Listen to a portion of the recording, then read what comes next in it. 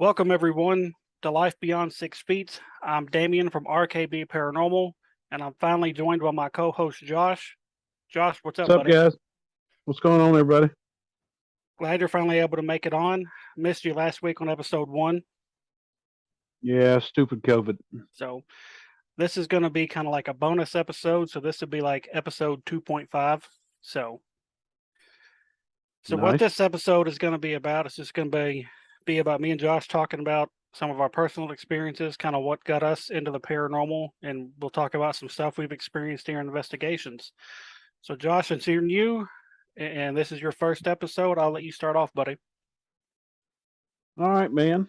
Uh, Dude, I mean, we've been on this long journey together since we were kids, and um, we've both experienced a lot of things as kids, which kind of got us started. But for myself personally, uh, I grew up in a house that was very haunted.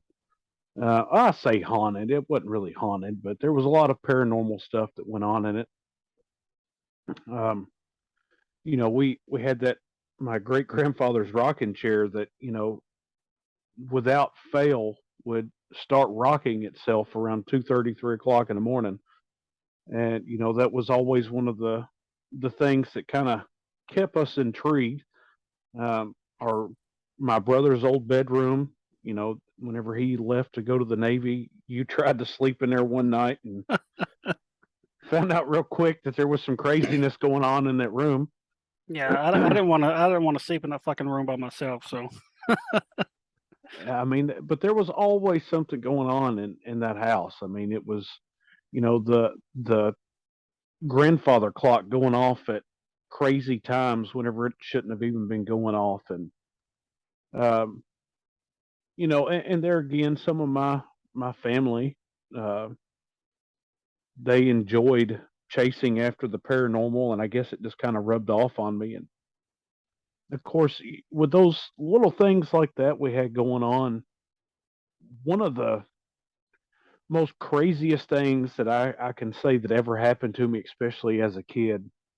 And I legit thought it was a dream, and I'm still not 100% sure whether it was or it wasn't.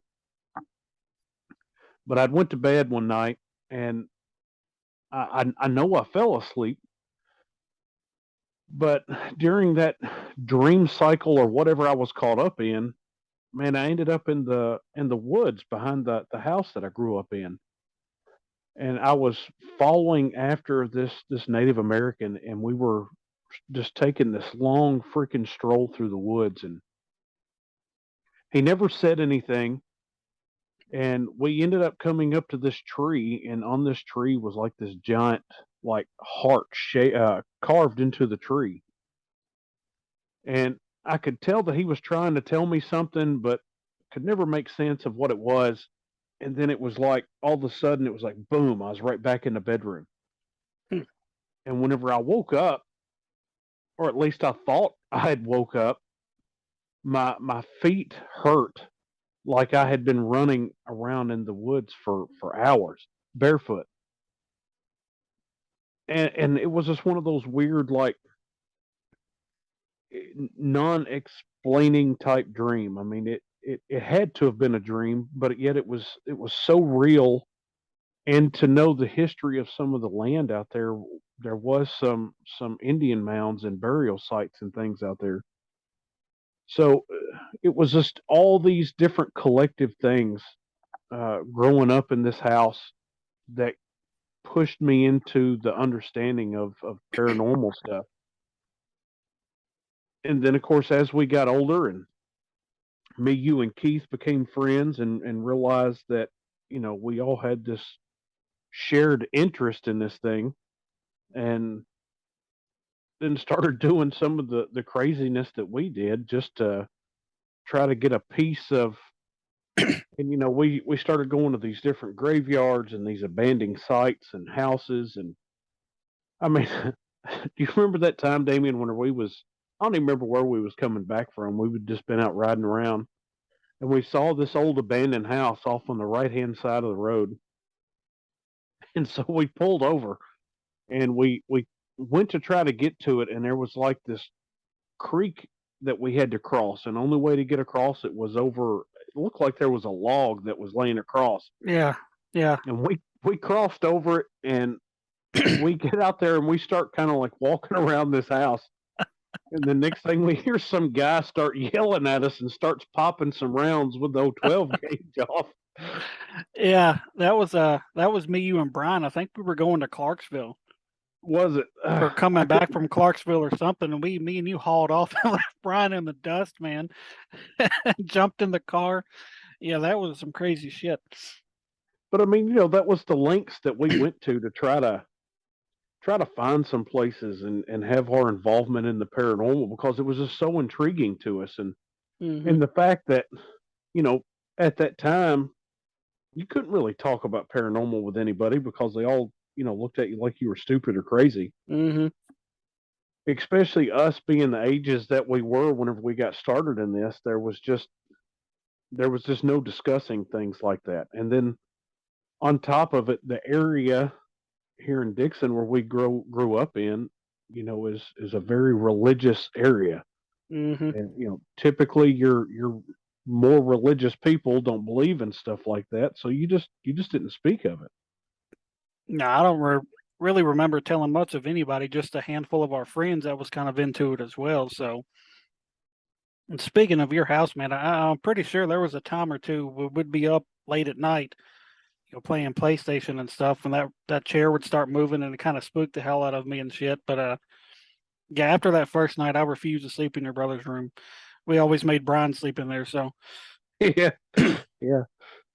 in those woods behind your house, I remember the few times me and you walked back through there, just kind of exploring. It was just really weird back through there, and It had a was different feeling. I it mean, it did. definitely did.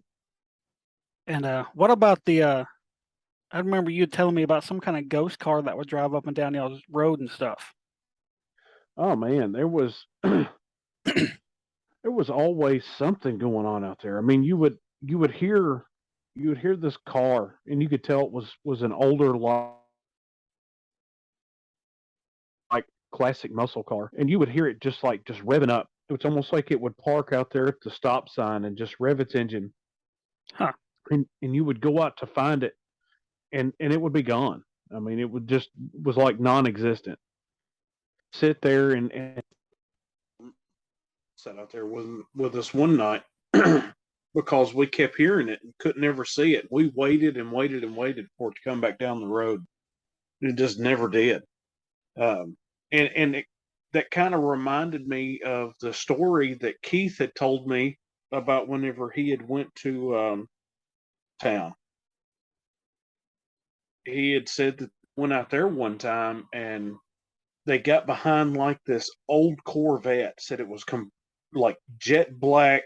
Said the windows was tinted out as dark as they could possibly get, and said they followed behind this car for a minute, and then it pulled into one of the abandoned houses, supposed to be abandoned. And he said they went on down the road a little further and turned around and come back. And so whenever they came back, it was like no trace of this car whatsoever. It was like just pulled in and just like disappeared. And he said they didn't really go too far up the road to where they couldn't see behind them, Hmm. and said just dipped.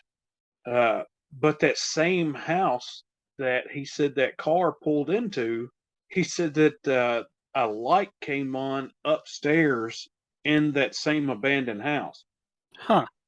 which, I don't know if a lot of people that's listening will know about Ghost Town out in Bon Aqua, Tennessee, but there's no electricity run out there to this place whatsoever. Nope. It's out in the middle where they shut it down years ago because people going out there doing stupid stuff. Um, but Ghost Town was legit. Just at one point in time, it was a up and coming uh, little community, and then at one point in time, it just everybody disappeared from it with no cause or reason. Uh, so that's why it got nicknamed Ghost Town. And I don't know, someone told me the other day that they had finally allowed people to start traveling back through it again, but I haven't been able to find anything about that. Yeah, I don't remember exactly how to get there. I know the last time I remember going out there, I think the only thing that was really left standing was a couple of houses, and I guess it was an old hotel that had the fence around it. Yeah. So that's the only few things that was still there, and I think about that place quite often because it was just so fucking weird. And I always wanted us to stop and jump the fence to go in that hotel, but we never really got the chance to do that. But Well, remember the last time we went, they had a new like big gate up and cameras and everything else, and hmm with all that surveillance, none of us really wanted to be daring enough to right, do that trespassing. yeah. And of course, we don't condone trespassing, but when you're a teenager, you don't really think much about that stuff. You're just like, I want to figure this shit out. I want the adrenaline. I want to know what's going on. So, um, but yeah, like you said, I had all kinds of different experiences growing up. The thing that I always remember the most that I tell a lot of people is about that floating witch I remember seeing above me when I was a kid. Yep, at And those apartments y'all lived at. yeah, and see, this was before those apartments. This is when my parents were still together, and we lived in this little bitty trailer out in Hitman County. And for whatever reason, this night I wanted to sleep on the couch, and I know I had been asleep because I remember waking up, and it's just, I mean, the only way I can describe it was like a witch just like kind of floating above me. And of course, it kind of freaked me out, and I pulled the covers over my head and slowly pulled them back down, and she was still there. And pulled them back up, and when I pulled them down the second time, she was gone. And of course, I'll tell my parents about it the next morning. They're like, "Oh, you were dreaming, yada yada." But I'm like, "I know I was fucking awake." I was like, "How do you explain this?" And so that's always that's always stuck with me. And like I said, that was 35 years ago. So And especially being a kid, man, it kind of sticks with you. And then right, your parents looking at you like you've done drink too much of the weird water. right. But no, I mean, those apartments I kind of grew up in.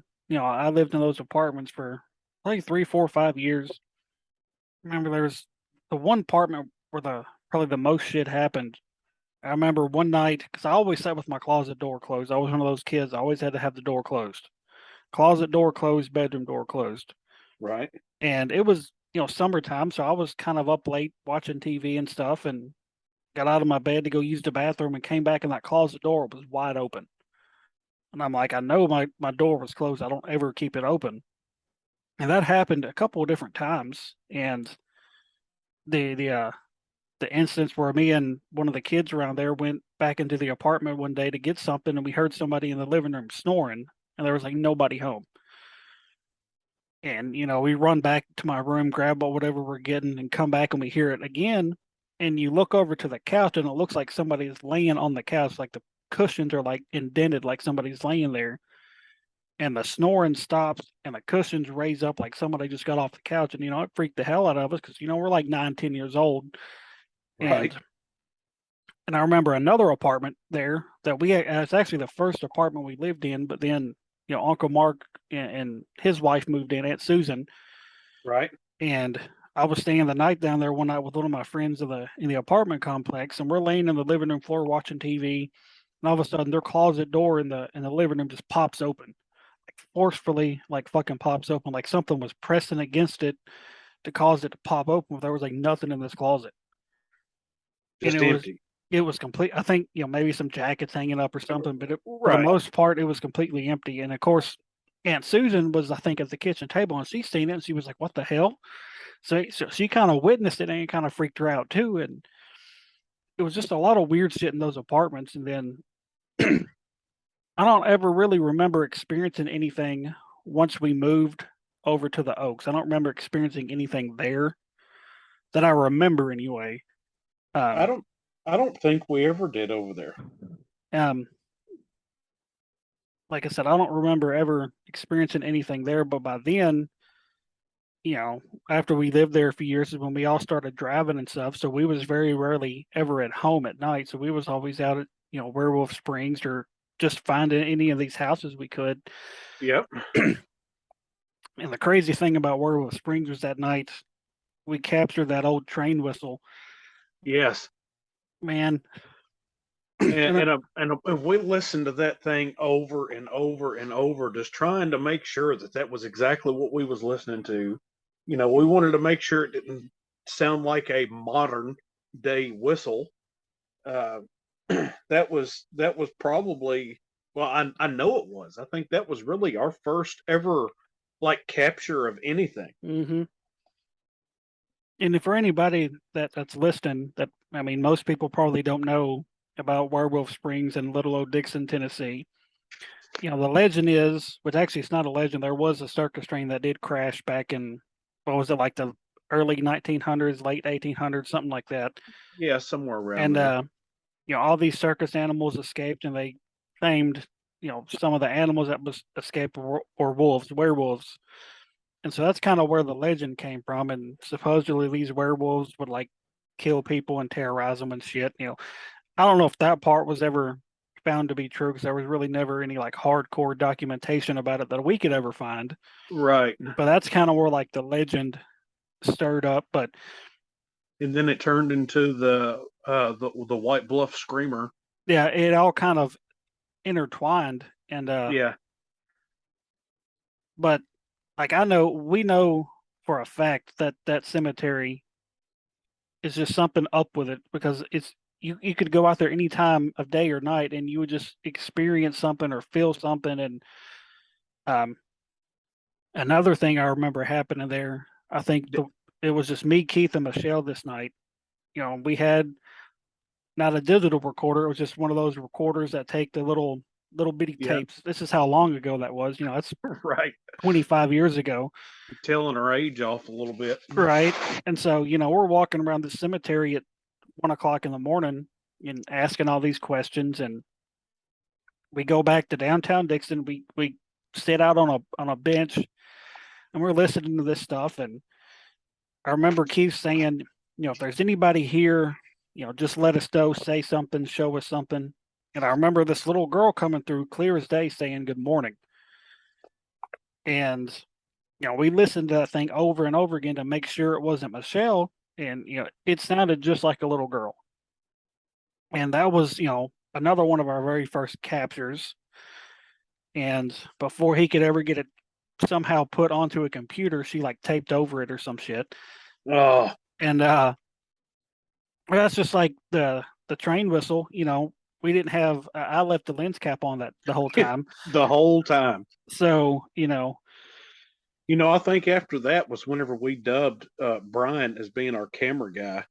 yeah, I That think way, that way he had one job, and all he had to do was remember to hit record and take yeah, that lens off. right. And so yeah, it was just always just shit like that growing up. And then of course as we got older and we started kind of reading more about this stuff, and of course then Google wasn't really a thing. We would have to like get library books and stuff to do Yes. research and stuff. So it was just something we always talked about, starting a team and actually traveling to these places. And, I never really thought it would 100% come to fruition. It was just like, we're teenagers. Yeah, this is something we talk about doing, yada, yada. Well, yeah, because back then, there wasn't no like, at least as far as we knew, there was no like paranormal teams, and none of it was made into fame, so to Right. speak. Yeah, because there wasn't any of the TV shows, so I didn't even know. We didn't know like it was an actual thing until I think I didn't realize it was an actual thing until the show started coming out. Yeah, whenever the first time I watched Ghost Adventures, uh, I was like, wow. I mean, this is a legit thing that people do. Hmm. I thought we were just crazy for having those thoughts of doing that stuff. And do you remember the house we ended up living in Charlotte? When I had to move back home with mom. Yeah, Did I ever tell you all the weird shit that happened there? you told me a couple little things, and always felt something about that house. And I ride by it out here occasionally, and there is just something that seems off about that house and the property that it sits on. I don't know. There's two. headstones like on the side of the yard. Right. And one, I when I checked it out, you can make it out. It was, can't remember the guy's name, but he was 28 years old, and I think he was in the military. And beside it was a smaller tombstone that we just figured was probably a young child because we couldn't really make out anything on the tombstone. But I remember at that point, there was 9 or 10 of us living there. And so I was having to share a room with Braden, my nephew, and he was like 2 or 3 at the time. Yep. And so my sister would always have to lay in there in order for him to go to sleep. And so there's one night I'm in the living room and she's texting me. She's like, "Hey, Braden's staring at the closet talking to somebody." I was like, what are you talking about? She goes, "Your closet door's open. He's just staring, just talking away." I was like, "Oh, he's 3, She's like, "No." She Right. goes, "He's full on." She goes, "I asked him who he was talking to, and he goes, I'm talking to the man, and he's covered in blood." You know, Nice. I'm like, okay, it's a 3-year-old kid saying that. I know they have a wild imagination, but he's 3. And Yeah, so, covered in blood is a little extensive for a 3-year-old. right. And so there was a few days later, they were telling me where her and mom were sitting at the kitchen table, and he comes walking through, opens the back door, opens the storm door, says, "Hey, y'all come on in," closes the doors, walks back to the back rooms, comes back out a few minutes later, opens the doors again, and says, "Okay, we'll see y'all tomorrow." Who are you talking to, buddy? He's like, "Oh, I was talking to the soldier man and his little boy." How the fuck's a 3-year-old going to know about a soldier boy, a soldier man, and his little boy? And there's a freaking soldier buried in the side yard. Yeah, that's And I was that's pretty like, cool. that's wild. Like I remember there was another night I was sitting in the living room watching TV, and where the way we had everything set up, you could see like the refrigerator, and you could see the stove and the microwave from where I was sitting. Right. And I seen this reflection in the stove, like somebody's walking on the other side of the kitchen. I was like, "Oh, somebody just came in from smoking," and I'm waiting and waiting and waiting for somebody to come walking through, and nobody ever comes out. So I get up and the back door's locked, and I know I seen somebody. I was like, maybe I just didn't see them come through. And I walked to the back, and I was like, "Hey, who was just outside?" They're like, "Oh, we hadn't been outside in a couple of hours." I was like, "No," I just seen one of y'all walking in the kitchen. No, no, it wasn't none of us. I was like, "Well, where's so and so?" I was like, "Oh, he's downstairs. He's been downstairs for hours." I was like, "Well, that's really fucking weird." I was like, "I know I seen somebody walking on the other side of the counter." I was like, "I seen the reflection." And so that was another weird ass thing I remember experiencing there. And then the uh the full blown apparition. That's the first time and only time I've ever seen one is of this woman in white in the front yard. That was like the trippiest shit. Like I A remember, woman in white in the front yard at the place here in Charlotte. yeah, I Nice. was because you remember, we would go out the basement door, and then you had the steps right here on the left that kind of went up to the sidewalk that led to the front porch. Yep. All right, so it's like 9:30 at night, and Peyton and Preston are sitting out there on these steps, and uh, uh I opened the back door or the basement door, and just happened to look out, and there's a woman, long white hair, and she's like in a long white dress, and I'm like, huh. And so I'm looking, I look at her for a good probably 10, 15 seconds, and from the time the screen door passes my eyes, like that quick second, she's gone. And I asked him outside, I was like, "Hey, was Brittany just out here in the yard?" They're like, "No, man, there's nobody out here. We've been out here for, 30 minutes. There's been nobody out here." I was like, "Bullshit." I was like, "I just seen somebody in the yard." I was like, she was by the tree, and there was a tree in the front yard. It looked like it had been burnt or something Right. because it was all charred black. And I was like, she was by that tree. "No, man, we've been out here for, a good 30, 35 minutes. Nobody's been out here." It's like, all right, well, that's weird. So, fast forward a few nights later, and I was dating Casey at the time. So I'm walking her to her car. We're walking out the same basement door, and I hadn't told her about this because I didn't want to like freak her out. Right. And so We get to the door and she just stops. I'm like, what are you doing? And she's like not saying anything. And it takes me 10 or 15 seconds before she finally responds. It's like, hey, I was like, what's going on? She's like, there was just a woman in the yard. I was like, what are you talking about? She goes, by that tree over there. Woman standing there.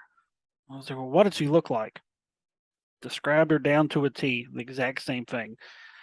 And I was like, I didn't want to tell you or freak you out, but I seen the same thing a few nights later. And what's crazy is when I used to sleep in the basement, there was 3, 4 different times where I heard a female voice whisper my name in my ear. Like I'd just be laying there and I'd have earbuds in, trying to fall asleep. So I was listening to music and I could hear it over the music. Wow. And it was, I don't know what was up with that woman or who she was or where she came from, but that was some wild shit. Oh, absolutely, man. I mean, I could only imagine just walking out the door here and seeing somebody walking through the yard in a long white dress, and then you turn and look real fast and they're gone. That's some real creepy stuff going on. So when you and Brian lived in that house across from the cemetery, did y'all ever experience shit there? We never did.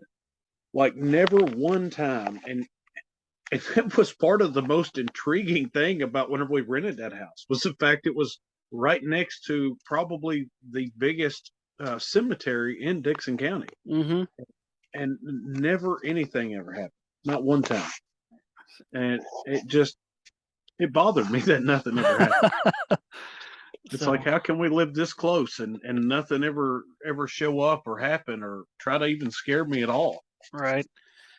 Maybe they just didn't like that house. I mean, maybe. The only other places that I ever experienced kind of a little bit of anything was one of the prisons I worked at in Nashville. We saw like shadow figures and stuff up there at that place every once in a while.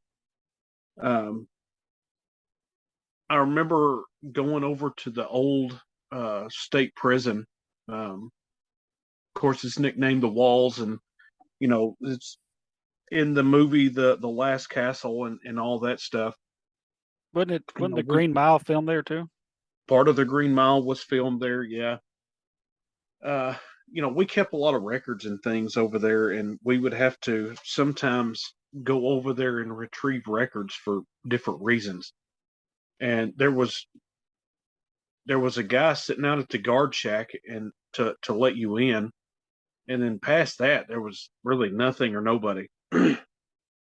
And man, you found out real quick you didn't want to spend any time in there alone very long, because there was just, you talk about a heavy, creepy, bad feeling. I don't know if I can ever remember stepping foot into a place where I felt that watched by nothing. Huh. It was almost as like immediately whenever you walked into that main building, it was just like all these eyes watching you, and yet there was nobody there.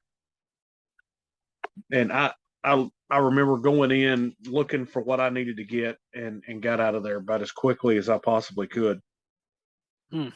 And I also think that at the same time, that's why I enjoy places like Brushy Mountain and Old Scott County Jail, and if it feels familiar to me, and in all the years that I've worked in a correctional environment, it just, I don't know, it just kind of feels like home in a way. As Right. odd as that seems. But I mean, I've been in corrections for altogether almost 16, 17 years. And Mm-hmm. that's a lot of time to spend locked up in your life, to never get in trouble to be locked up. Right. So those places, it does kind of feel like home to me, and I do feel comfortable. I can't wait till we get to go back to Scott County Jail. And I know it's one of those things that probably what happened the first time won't happen again. Right. But I'm not looking forward to that same thing happening again. I just want to know if we can further reach something, or get a little bit better connection this time than last time. Or of course, me for one, I'm still waiting on that full body apparition to show up. Hmm. Uh, I'm not sure what I would do in that moment, but it's still one of those things that I'm waiting to happen. I really want to happen. Man, capturing a full blown, full body apparition is like the holy grail in this field. I Oh, mean, absolutely. we capture voices, like it's going out of style. That's like the most probably common evidence that people gather is EVPs, and you get real lucky, you'll capture, like we did, something being knocked off a wall or being pushed off a shelf or something. But to capture a full blown transparent figure, man, that would be. And uh, I think that's what intrigues me about going back, is because in that video, you see a decent shadow mhm, in that video before all that happens, and then like as it's happening, you can kind of see that little bit of a shadow, mhm, and it's like, man, there was almost enough energy built up in there for that to happen. right. And it's like, if we can go back in with that same energy level and maybe amp it up a little bit more. I don't know how yet, um, but to know that we were so close to maybe having that thing happen that we're all just excited to have happen, and that Mhm. that is that capture.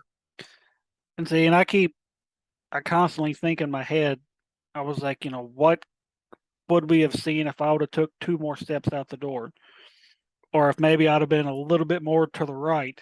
I'm like, Yeah, what could we have seen if this? But to be able to capture something like that, more or less just out of pure luck, because hell, we right, weren't planning for that shit. I was just going out there to see who was talking in the hallway, and hopefully when we go back in October, there'll be more of us, so they'll have a little bit more people's energy to draw from. right. So,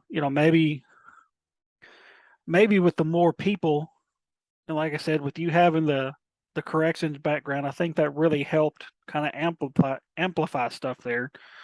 And so hopefully, fingers crossed, something pretty wild would happen. But I'm not going in with that mindset that, okay, this place is active, we're going to capture something. Right, you can't. And so, Got to go in almost like it's the first time you ever been there, right. and it's just that place is a really cool place Hmm. for all the people listening. If you ever get an opportunity to go through there and check the place out, daytime tour, whatever, there is a lot of cool history about that location right there. Right. And what Chris and Miranda has done to that place is just amazing. You Oh, know, absolutely. they took a completely empty jail that was just sitting there for years, and now they've turned it into a money making machine, which, I know they're not doing it for the money, they're doing it for the history of the place and for the paranormal and all that, but to turn it into a crime and police museum, and now they do the investigations, they do ghost tours, ghost walks, and now they've even opened an escape room on the top floor, which I think is really cool. Yeah, that's amazing. Um, I'm actually intrigued to see how that works. So, And all the history that they have been able to produce about that jail and that area, and mhm, all the things that's happened back in time in there, and be able to put it on the wall in a timeline, all of these big happening events that happened in a town that you wouldn't expect it. And mhm, so it's just really cool to see that someone took all that time and effort into making that place what it is. And I'm really happy and proud for both of them. and we were down there, a few weeks ago, the wife and kids and I, and they say they're constantly doing stuff in there. I don't think there's ever a day where they're just kind of just sitting around not doing anything. So if there's not customers coming in, they're researching about more about the place, or they're trying to get something else here. They've got new display cases in several different rooms that they're fixing to put some stuff in.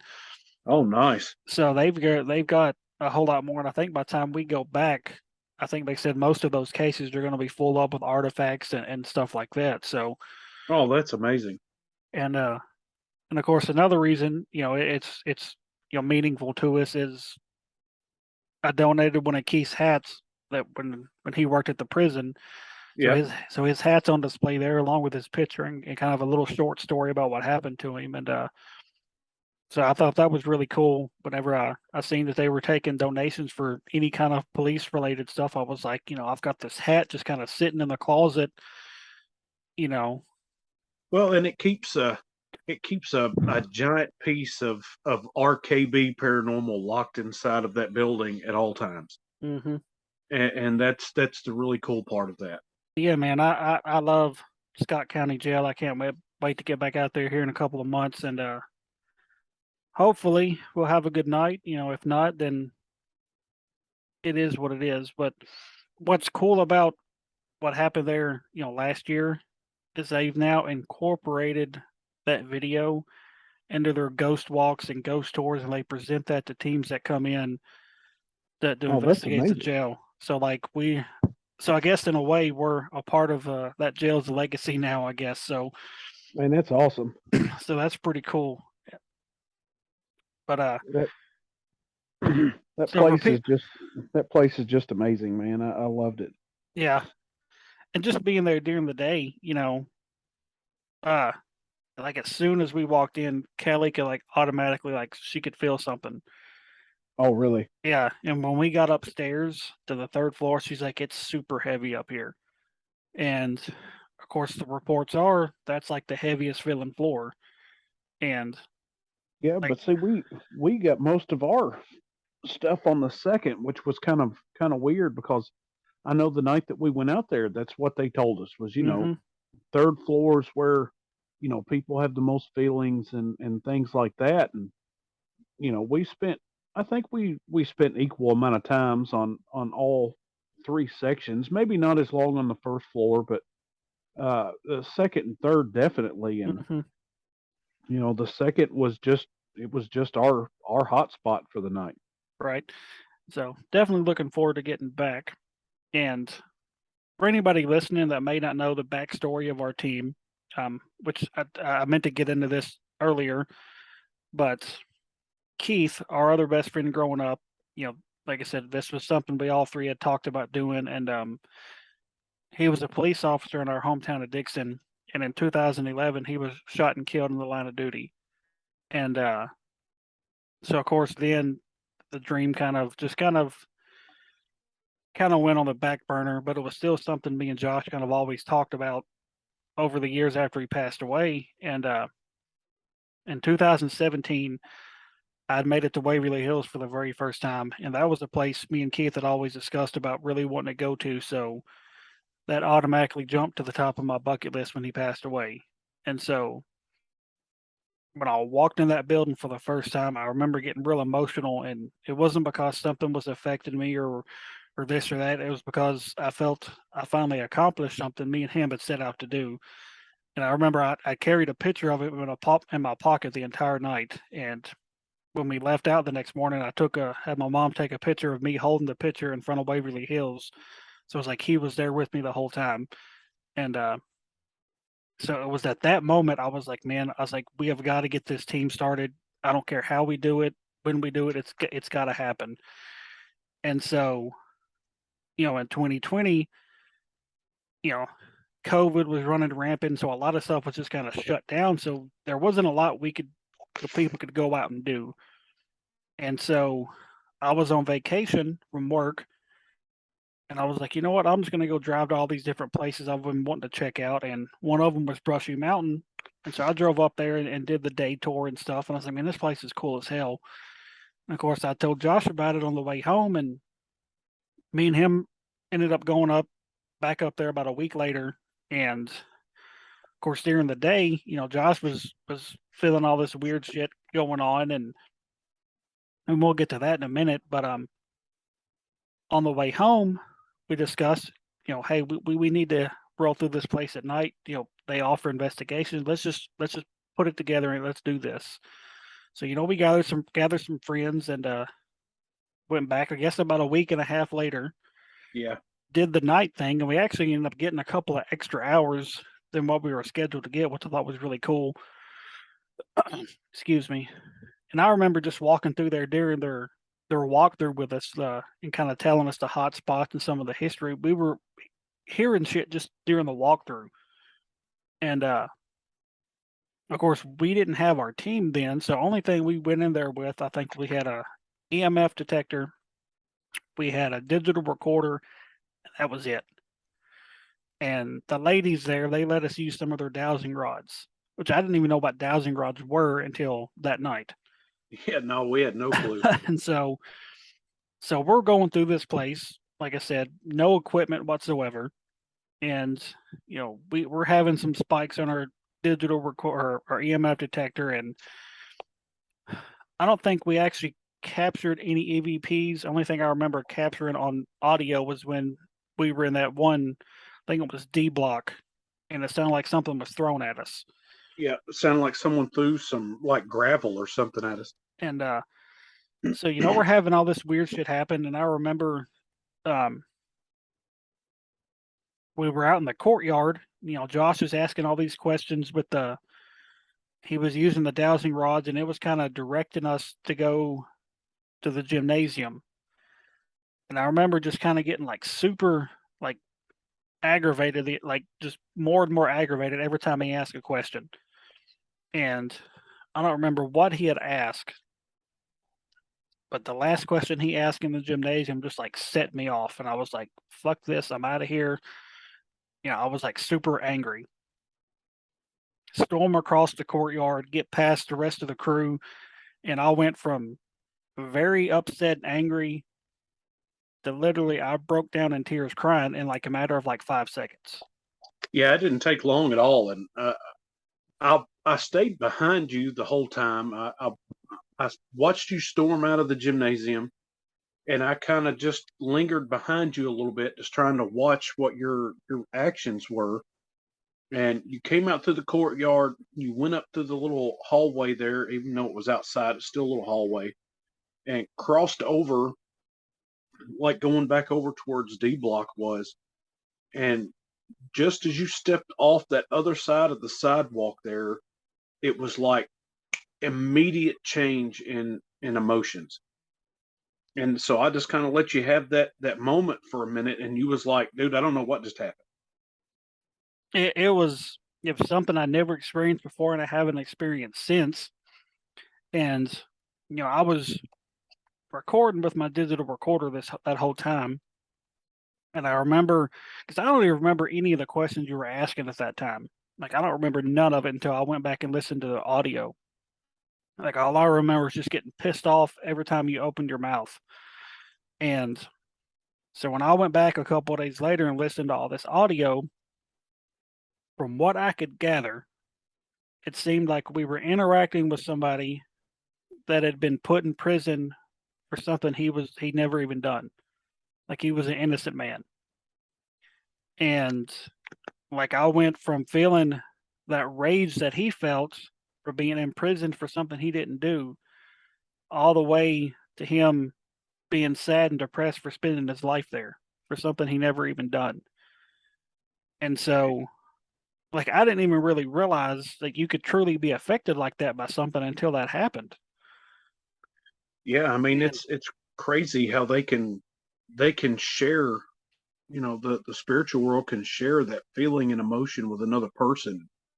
Uh, I don't think any of us realized that something like that could happen. I mean, yeah, I mean, you see some of it on some of the paranormal shows, how they mhm, kind of change a little bit, but you don't always know if that's for dramatic effect or not right.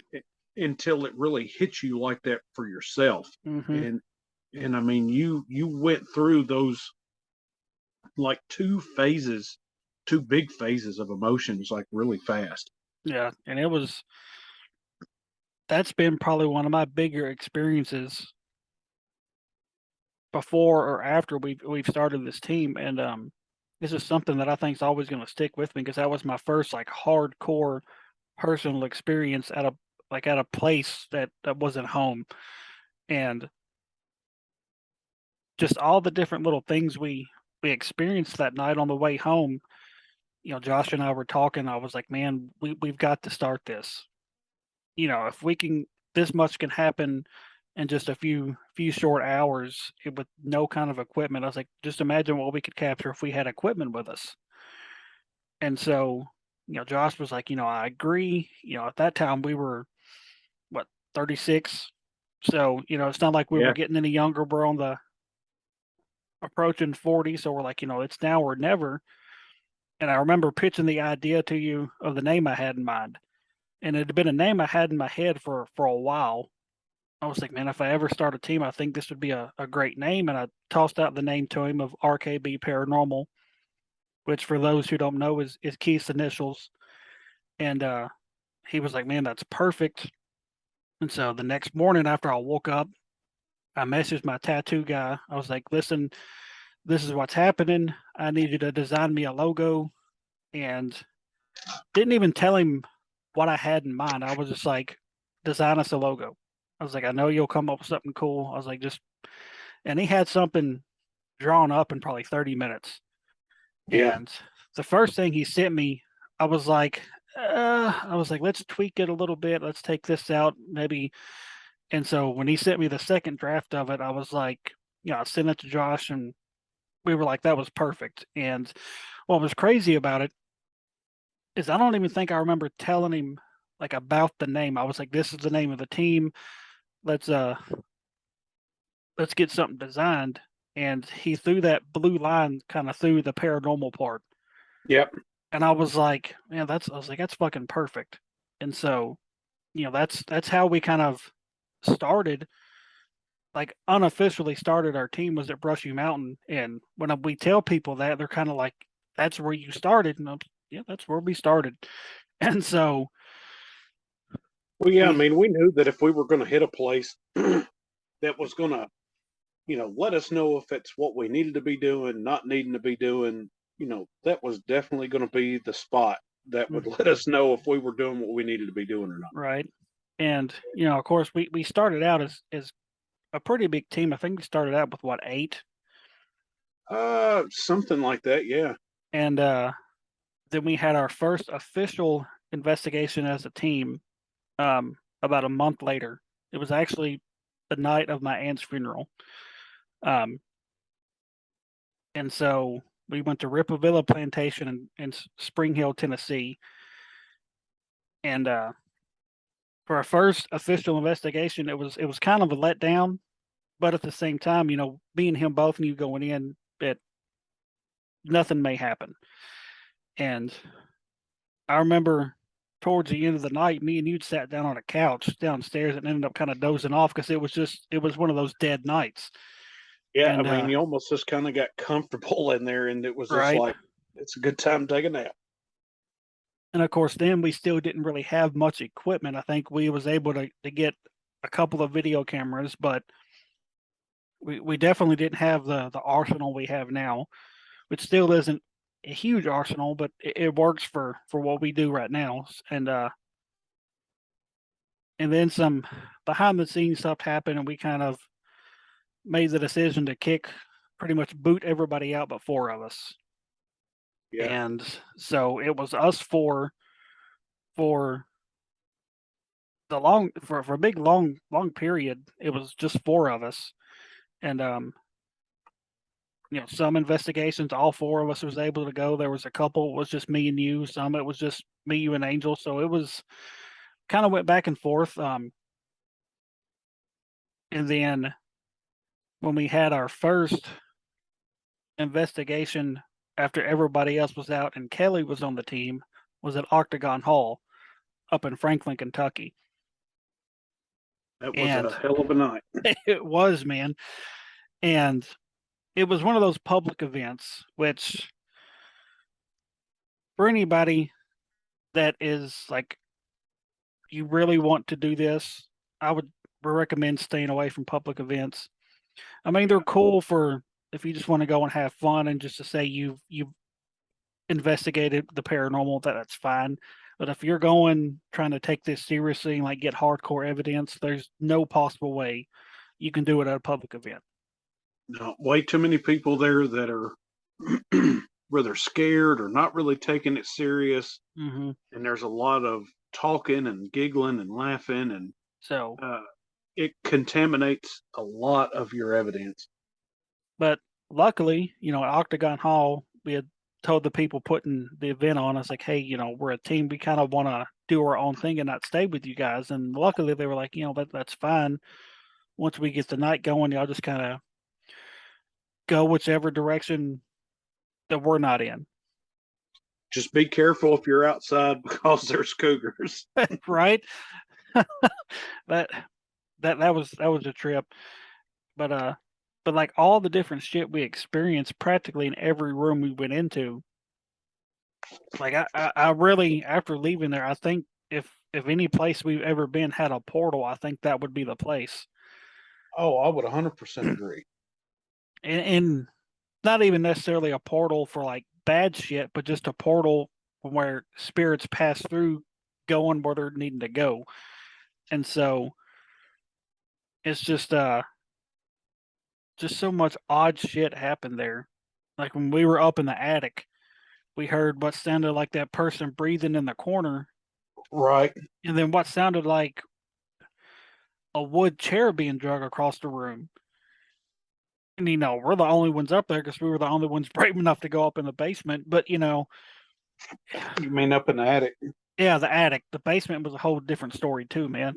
The basement was way different. Whatever was in the basement that we were interacting with did not like females whatsoever. No, and I mean that was kind of the story of the night, really, Hmm. was they were whatever we were dealing with was not a fan of women whatsoever. Mm-mm. And it obviously didn't help that one guy that kept kind of joining in with us kept like trying to purposely piss it off. Oh yeah, he didn't care what he said. It was just like, "Oh, you're gonna have to deal with it and get over it." And And I'm it's like, like, dude, man. you need to chill a little bit, bub. And then, there towards the end of the night, whenever whatever it was started affecting Angel and Kelly, and we decided, okay, it was time to go. And then, of course, Deborah, the woman who oversaw the place at the time, she did the oil on the forehead and did the sage and stuff to him and all this other stuff. And I was like, man, that was some like hardcore shit we just experienced. Right. For her to do that and tell us to leave immediately and do not turn around. I was like, what did we just go through? And I remember her telling us, something's gonna try to get you to come back here, just keep Yep. going. And the fucking GPS kept rerouting us, telling us to turn around to go back there. Yeah, And that was the really strange part was it was just every little way I went, it was you need to make a U-turn, you need to turn around. And it's like, no, I don't even know what direction I'm going in, but I'm not turning around. right. And so that was the place that, we all kind of was in an agreement, we don't need to go back for a while, kind of let things settle down. And I think that's when Kelly kind of started accepting that she was kind of a sensitive to some of this stuff. Right. And And of to course, think if we could, get that one scheduled back in, there again, that was a place we went where we didn't really have a lot of equipment. We didn't uh have much of anything to capture anything with. right. Uh, And that was our second official investigation, and like you said, we didn't have much equipment with us. And we've crafted our style a whole lot in the 2 years since we've been there, and we've learned a whole lot more, and we know a whole lot more about the building, and it's just one of those places that's for us, it's on the docket for next year. Um, yeah. we And we were and it's actually. another place that is just overloaded with history. Hmm. Let's see, we were actually talking about maybe trying to go there in September, Right. and I got to looking on their site, and they're like booked up for like the next 3 or 4 months on the days we would be able to go anyway. So I was like, we'll just have to try to hit it up next year. Try to get it because I want to kind of do it in August. Like when we were there the first time. Um, the places we kind of have planned for next year. The places that may not have electricity, I want us to kind of go either in the early spring or like kind of in the fall. That way we don't sweat our asses off up in that place like we Yeah, did it. because they get real hot. Yeah, I don't want to experience what we happened in that funeral home, sweating and roasting to death, man. Oh yeah, that haunted funeral home was ridiculously hot. And they even had windows open and it was Yeah, still hot in there. it was bad. I mean, it was so hot in this place. We had to go outside to cool off. That's how, you know, and Yeah, it that because it was a stormy night. uh-huh. There was a good breeze blowing, it was kind of raining off and on. So outside it felt wonderful, but as soon as you got inside of that Mm-mm. place, it was just oh, it was terrible. And there's something not very friendly in that place. I don't know what it is yet, but what happened to you? Yeah, Yeah. that was completely different. It was real weird. Um and I only really felt it in that one spot. I went all over that building multiple times, but every time I started down that little hallway going towards the back side of that funeral home, I don't know what it was. And then it was like it was almost like I went into a different time. It was almost like I literally walked from our time into things into something else because I completely felt like I had been standing there for hours and it had only been just like a few minutes. And to experience what I did in that moment was just really, really strange. Um, seeing what I could see was, it was like I was standing there looking at a room full of dead people in a way, Mhm. uh, because everyone that I was looking at was in a dress or a suit, almost like what they would bury somebody in. And it was like they were all trying to speak at one time, and I couldn't hear anything. And it was just so much mixture of feeling and emotion. There was that feeling of anger and guilt and sadness and death, and then it was like there was this weird evil push on the backside of it. It was almost like that's what they were scared of, was whatever was behind them. And I literally did feel like I was standing there for a good 2 hours, and then just to realize that it had only been like 5 minutes. Mhm. And I don't know, that was way different. That was way different. Yeah, 'cause I've never seen you just kind of zone out like that during an investigation, and Kelly kind of shook you a couple times to kind of get your attention because you were just not saying a word. You weren't moving, and Adam was finally able to kind of snap you out of it, and Yeah, whenever he popped me on the arm, it kind of spooked me because I didn't expect him to be standing right there. And that was the other kind of weird part about it was I could hear Kelly, but it sounded like she was on the other side of the funeral home. It was like she was so far away from me. And I don't know, that was by far one of the weirdest experiences, moments I've had doing this whatsoever. And all these places we've went to, and all the different stuff I've put myself in, and I've never had a weird feeling like that, or a weird experience. And it kind of stuck with me that whole night. Like that whole night. mhm, Whenever I hear somebody talking to me in my head that nobody else could hear whatsoever. Whenever I was doing the Estes method, and I'm hearing everything come through on the spirit box, but it was like this overwhelming voice just kept saying it needed to get out. Mm-hmm. And it was just so loud over the spirit box. And I mean, we have that spirit box turned up pretty loud, so we make Mm-hmm. sure we hear any of the questions. And for that other voice to be in my head and to be as loud as it was, uh, that's why I stopped whenever I did, because I couldn't even concentrate on the spirit box anymore. It was just like Right. we needed to get out, like right now. Right. That the whole fucking place was just weird. And what was crazy, what happened to you that when you kind of zoned out, we hadn't even started yet. We were just kind of walking through the building, trying to get a feel for the place. And the only thing we had on us, I was going ahead and I was videoing stuff, and I noticed you kind of rubbing your back, and then when you lifted your shirt up, you seen all those different little scratch marks on your back, and Yeah. And that some of was it was weird was because I didn't I of course, I teach a lot of defensive tactics at work. And so at first I wanted to make sure that, it wasn't some mark that maybe I'd gotten from work, mm-hmm, but the shape that it was in, mm-hmm, was kind of that, defining factor. right, and it was still like freshly like pink, like it just happened, like it hadn't like kind of settled down and kind of faded away. It was like freshly, like it was just freshly done, Right. and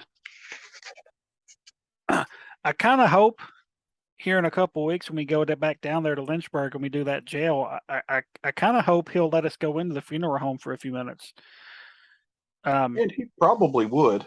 Because we'll have a couple other people with us. We'll have our newest member Ted with us, and we have another guest coming with us. Because I kind of want to, especially Ted.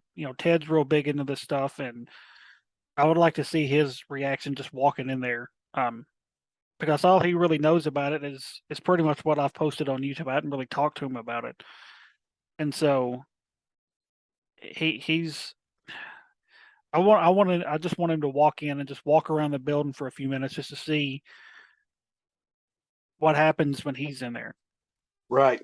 So Oh, I'm super excited about going to that jail. What is that, on the 20th? yeah, here in a couple of weeks. Yeah, I'm so excited about it. Like I said, jails, prisons, that's kind of what I feel is my wheelhouse of things. And And quit. to know that they already have a very active spirit inside of there, so to speak. Yeah, They got, what do they call him, Mr. Nasty or something? yep, Mr. Yeah, Nasty. yeah. So it it should be fun because what Ronnie was telling us, it seems to be a fairly active place. He says he thinks it's more active than a funeral home.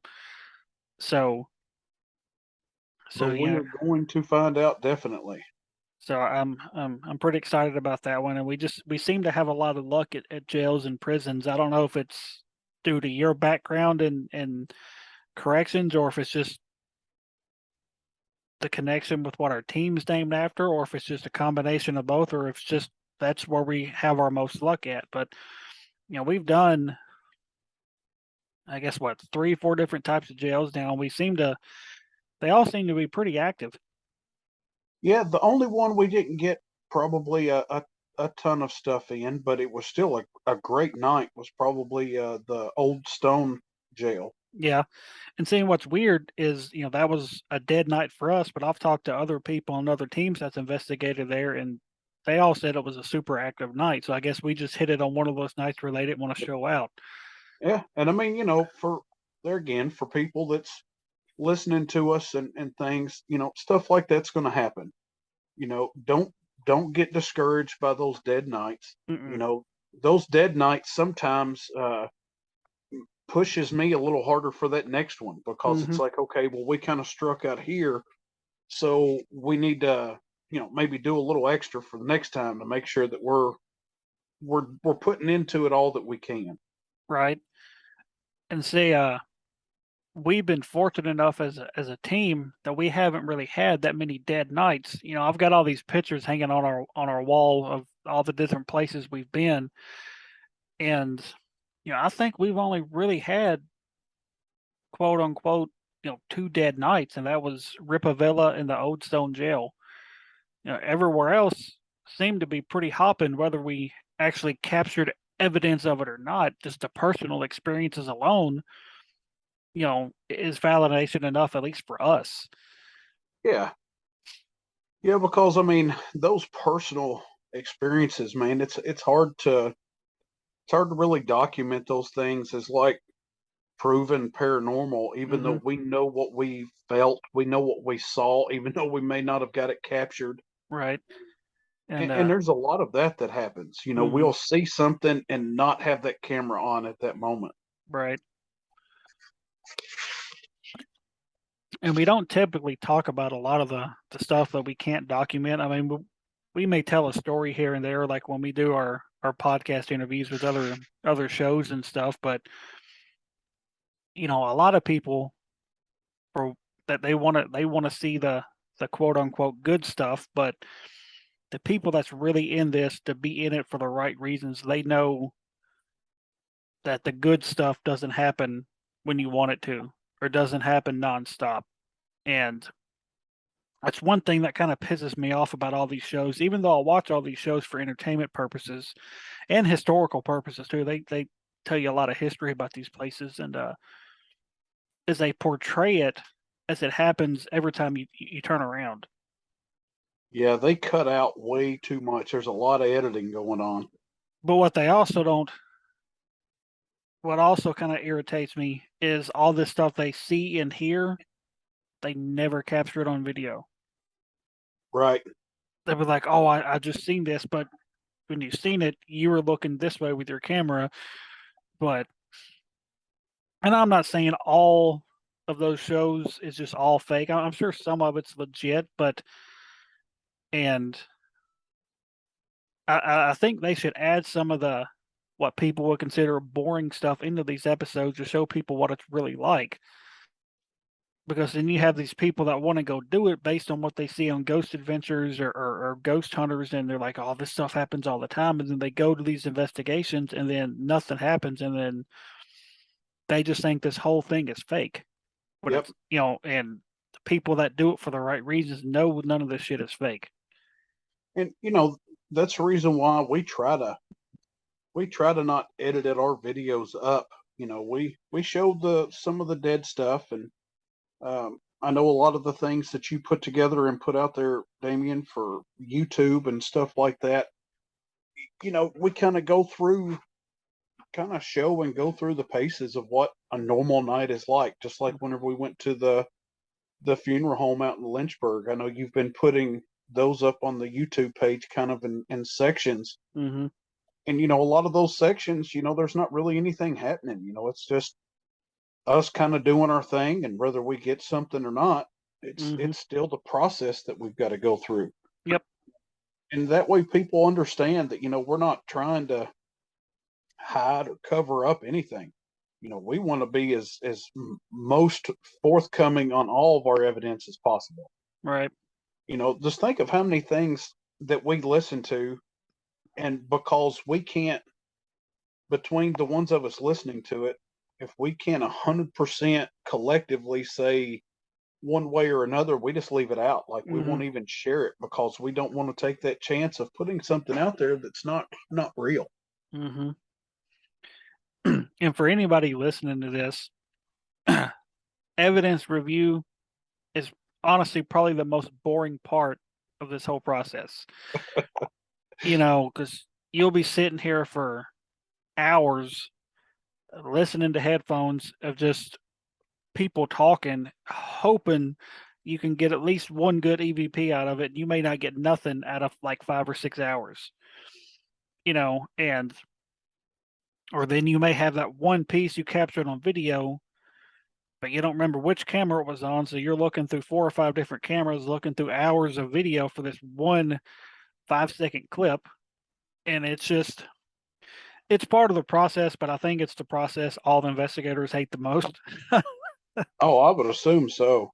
But it's just one of those things that you have to go through. And whether it, because normally after an investigation, I try to start reviewing the very next day. Because all these places we go to, we're there till 1, 2, 3 o'clock in the morning. So by the time we get home, it's 4 or 5 o'clock in the morning, and I don't know about you, but my eternal alarm's already set for like no later than 7 o'clock. And so I'm Yeah. not I'm normally awake by 7:30, 8 o'clock, and I'll wake up and do what I need to do that morning, and then I'll finally sit down and just start going through stuff. And I normally start like the very next day on like very little sleep, and especially if it's a night where I know we captured a lot of stuff and experienced a lot of stuff. So I'm anxious to see if we actually captured it, got audio, video of it, So I always get And, started the very next day. and huge props to you, Damien. I mean, for some of the folks listening in, man, Damien puts in probably the biggest workload in all of this. The designs of certain things, the combing through all of the video and audio footage, and keeping up with the YouTube pages and well, all the social media sites, and including this podcast and getting it up and going and started. Uh, Damien, huge props to you, brother. You're doing a phenomenal job with all this.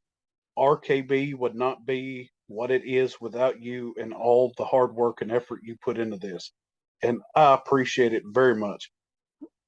I'm just doing it because I love it, man, and I enjoy doing all this stuff. Making the little promotional videos and pictures. I've always enjoyed doing that kind of stuff. Even before we started all this, I always tinkered around with photo edits and stuff. So something I've always kind of enjoyed. So I don't mind taking on that part of it. Um, Started back in high school whenever we was in what was that, speech class, whenever we had to do a we had to video had to about make something. different videos and shit. Yeah. Yeah, that was good shit. The speech part of the class didn't really help because I still kind of get a little gun shy talking in front of a bunch of people, but it is what it is. Once I get going, it's kind of hard to shut me up. So, Right. but I guess we're gonna go ahead and wrap this episode. We could talk for hours about the shit we've experienced, but Well, yeah, I some mean, you're looking at a 25, 30-year friendship that yeah. we've done a lot of different things together over the years, So and experienced a lot of different stuff. So yeah, I mean, this could go on for hours. yep. But I want to thank everybody for listening to episode 2.5. I say 2.5 because there's going to be an episode that comes out before this one. This is kind of like a bonus episode. So, um, thank everybody for listening. Josh, I'm glad you're able to finally get on with us. So, everybody listening, right now we're on Spotify, iHeartRadio, and Spreaker. We may eventually expand, but that's what we're on right now. So, thank everybody for listening to Life Beyond 6 Feet. See y'all.